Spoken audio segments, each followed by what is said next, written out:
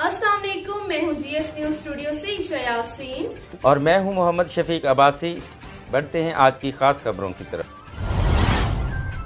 Vehari report. Mohammad Shamoon नज़ीर पाकिस्तान मुस्लिम league नून के MPA Vehari मियां मोहम्मद साकिब खुर्शीद ने कहा है कि वफाक को नाकाम साबित करने और वज़ीर-ए-आज़म शहबाज शरीफ से सियासी मुखालफत की बिना पर PTI की सूबाई हुकूमती दानिस्ता आटा की नायाबी और जालिमाना महंगाई से अवाम व मुल्क दुश्मन कर रही है। अगर यही सूरत हाल बरकरार रही तो पंजाब हुकूमत के खिलाफ भरपूर एहतजाज किया जाएगा। मुझे तफसील जानते हैं मोहम्मद शमून नज़ीर से।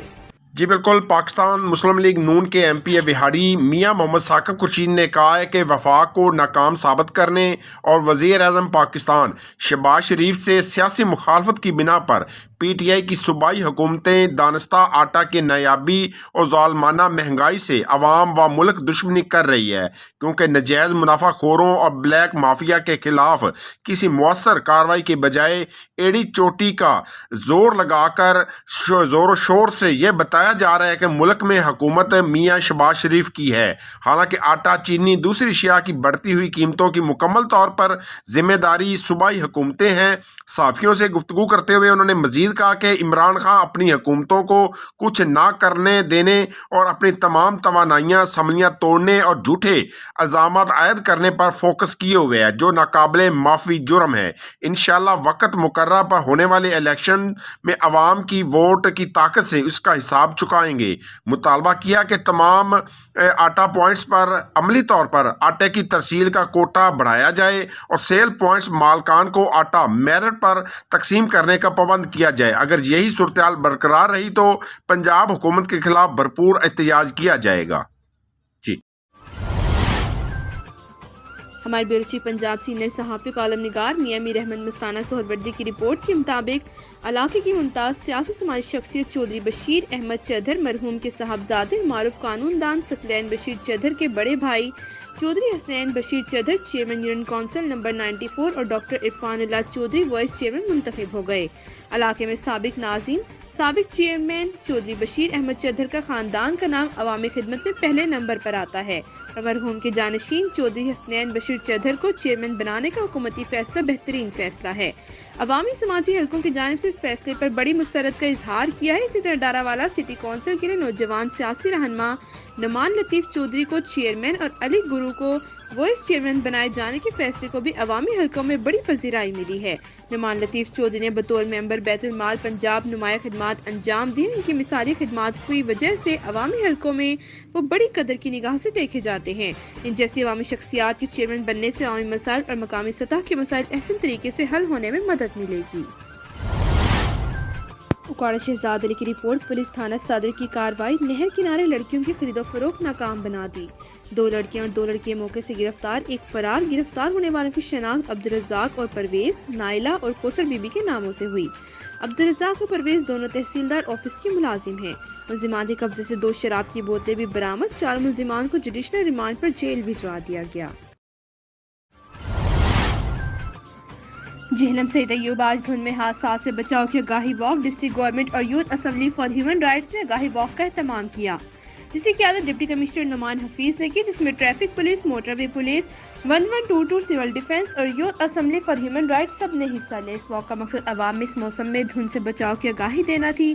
डिप्टी कमिश्नर जेहलम की हिदायत पर AC क्वाड हाकिम अली ने खसूसी शिरकत की। इस मौके पर civil defence officer Jhelum Mohammad बूटा, district emergency officer 1122 Saeed Ahmad Abdul Ghafoor Chauhan, जिले chairman youth assembly for human rights और सदर अल सदीक वेलफेयर सोसाइटी सईद अहमद और मीडिया कोऑर्डिनेटर चौधरी सईद अय्यूब और मीडिया नुमाइंदगान भी मौजूद थे।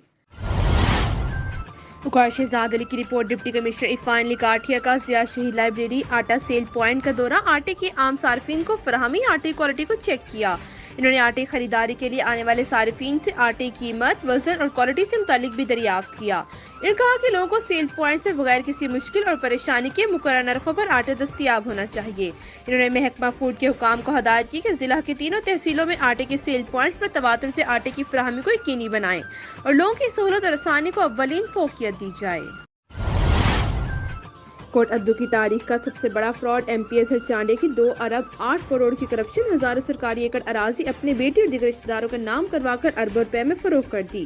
اینٹی کرپشن مظفر گڑھ میں مقدمہ درج کر لیا گیا۔ ایم پی اظہر چانڈے کی وراثتی جائیداد میں 33 کنال رقبہ ان کے نام ہے، جو بھی وراثت بھی نہیں ہوا۔ صحرائے تھل کے سلینڈ مافیا نے محکمہ مال کے افسران کے ساتھ مل کر ہزاروں سرکاری ایکڑ رقبہ اپنے نام کرایا۔ موصوف نون لیگ کی ٹکٹ سے ایم پی اے بنا، کرپشن چھپانے کے لیے پی ٹی آئی حکومت میں شامل ہو گیا۔ بعد میں پنجاب میں نون لیگ کی حکومت آتے ہی پھر نون لیگ میں شامل ہوا۔ عوام نے اس لینڈ مافیا کے خلاف بھرپور کارروائی کا مطالبہ کیا ہے۔ Farooq Khan, bureau chief, G S news, Kot Addu. Mansehra Ibrahim city reporter Pakistan legend school and college Chinar road Mansehra کا شاندار افتتاح۔ مہمان خصوصی پرنسپل گورنمنٹ کالج ایبٹ آباد ممتاز حیدر صاحب، ایم ڈی سید مصدق شاہ بخاری، سرپرست اعلیٰ سید مزمل شاہ، رجب علی آزاد، سید شبیر حسین شاہ موجود ہیں۔ اس موقع پر خطیب السادات علامہ پیر سید عظمت حسین شاہ ترمذی، مرکزی جوائنٹ سیکرٹری مشائخ اتحاد کونسل پاکستان نے خصوصی دعا فرما کر افتتاح کیا اور دیگر ماہرین تعلیم نے بڑی تعداد میں شرکت کے اپنے خیالات کا اظہار فرمایا۔ آخر میں میڈیا سے گفتگو کرتے ہوئے علامہ پیر سید عظمت شاہ ترمذی نے بہترین پروگرام کرنے پر سید مصدق شاہ بخاری اور ان کی پوری ٹیم کو مبارکباد دی اور مکمل تعاون کرنے کی یقین دہانی کروائی اور تمام اہل محبت کو یہ پیغام دیا کہ اگر اپنے بچوں کا صحیح مستقبل بنانا چاہتے ہو تو کل سے ہی بچوں کا اسکول میں داخلہ کروائیں۔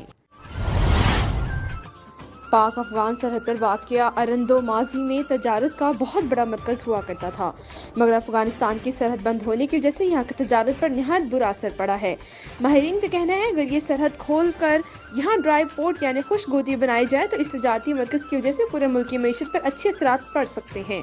اس پسماندہ علاقے سے بھی غربت کا خاتمہ ہو سکتا ہے۔ تفصیل گل حماد فاروقی کی اس رپورٹ میں۔ بسم اللہ الرحمن الرحیم، السلام علیکم ناظرین، آپ کا میزبان گل حماد فاروقی آپ کی خدمت میں حاضر ہے۔ ناظرین، اس وقت میں پاک افغان بارڈر کا سرحد جو آخری علاقہ ہے ارندو، جہاں سے پاکستان ختم ہوتا ہے افغانستان شروع ہوتا ہے، میں یہاں پہ کھڑا ہوں۔ یہاں پہ ارندو کا میں نے وزٹ کیا۔ یہ اگرچہ جنگلاتی علاقہ ہے مگر پھر بھی چونکہ موسم مطلب ہے کہ سرد ہے تو ٹھنڈ پڑتی ہے۔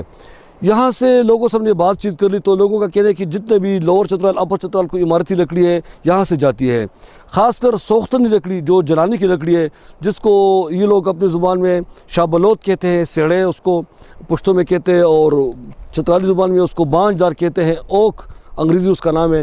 تو یہ اوک جو ہے شاہ بلوت، یہ برطانیہ میں تو بادشاہوں کا وہ ہوتا ہے استعمال، مگر یہاں پہ عام لوگ اس پہ کاٹ کے جلاتے ہیں۔ یہاں پہ ہم نے کچھ طلبہ سے بات کر لی تو انہوں نے انتہائی مایوسی کا اظہار کرتے ہوئے کہا، اور یہ بیک گراؤنڈ میں اگر میرا کیمرہ مین دکھا سکے تو یہاں پہ ایک سکول نظر آتے ہیں جو بالکل انتہائی خوبصورت اور سوفسٹیکیٹڈ قسم کا عمارت بنا ہوا ہے۔ ان طلبہ کا کہنا تھا کہ افغانستان پہ تقریباً کوئی 30-35 سال جنگ بھی رہا، وہ ایک تباہ شدہ ملک ہے، اس میں امریکہ نے الغار کیا، روس نے پہ نہیں کیا، پھر اس کے بعد نیٹو آ گیا، اور ایک تباہ شدہ ملک میں سکول ہے، مگر اس کے سامنے جو ہمارا پاکستان کا حصہ ہے، جو بارڈر ہے، اس پورے علاقے میں اس گاؤں میں یہاں پہ سکول نہیں ہے، خاص کر بچوں کے لیے یہاں پہ کچھ نہیں ہے۔ آگے رندو میں ان کا کہنا تھا کہ ایک ہائر سیکنڈری اسکول بنے ہوئے مطلب شہر کے اندر، ٹاؤن کے اندر، مگر اس میں سٹاف نہیں ہے۔ پاک افغان سرحد پر واقع ارندو ماضی میں تجارت کا بہت بڑا مرکز ہوا کرتا تھا۔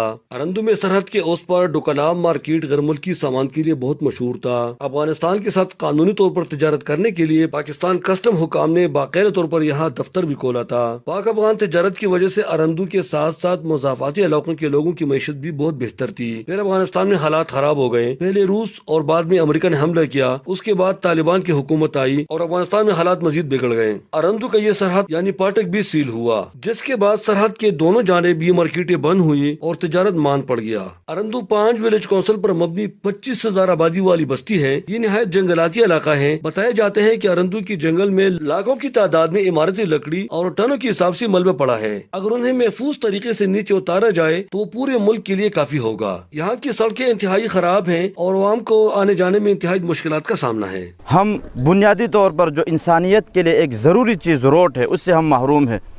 ہاسپٹل ایک زبردست لوکیشن وہاں پر موجود ہونے کے باوجود وہاں پہ ڈاکٹر سے ہم محروم ہیں۔ ہائر سیکنڈری اسکول جو نیشنل حکومت نے ہمیں اپنے دور حکومت میں بنا کے دی، وہاں پہ ابھی تک اسٹاف کے جو ہے وہ عدم دستیابی ہے۔ لیکن ہم سوال یہ ہے کہ ہم آج تک محروم کیوں ہیں؟ یہ ایک بہت بڑا سوال ہے۔ پاکستان بننے کے بعد آج تک ہم ان چیزوں سے محروم کیوں ہیں؟ اگر میں کہوں کہ چترال انتظامیہ جتنے بھی ہمارے جو ہے وہ نیشنل اسمبلی کے ممبر گئے یا صوبائی اسمبلی کے ممبر گئے، انہوں نے آج تک ہمارے اس ارندو کی احوزاری وہاں تک نہیں پہنچائے۔ پتہ نہیں کیا وجہ ہے، کیا ہم انسان نہیں ہے؟ کیا ہم ان چیزوں کے مستحق نہیں ہے، ان ضروریات کے؟ کیا ہم پاکستان کے رہنے والے نہیں ہے؟ ایک ریاست میں رہنے والے شہری کے لیے جتنے ایک بنیادی ضروریات جو ایک ضروری ہے وہ آج تک ہمیں ارباب اقتدار کی طرف سے نہیں ملا۔ جی میرا نام مولانا کبیر خان ہے، میں سواردہ مسجد مدنی مسجد تبلیغی مرکز مدنی مسجد کا امام ہوں۔